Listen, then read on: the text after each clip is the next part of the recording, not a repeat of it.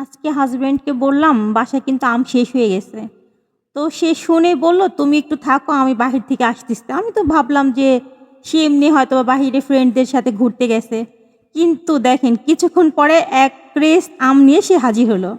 আর আমগুলা দেখে আমার ছেলে খোলা আরম্ভ করে দিল, কারণ আমার বাসায় সবাই আম পছন্দ করে। আর আমগুলা দেখে তো আমি একদমই অবাক হয়ে গেলাম, কারণ আমগুলা এত সুন্দর ছিল। এই আমগুলার নাম হচ্ছে রূপালী। আম্রপালি আম হয়তোবা সবাই চিনেন, কিন্তু আমারও এই আমটা অনেক পছন্দ। দেখেন, আর আমার মেয়ে তার বাবাকে এই ১ম এ আমগুলা দিচ্ছে।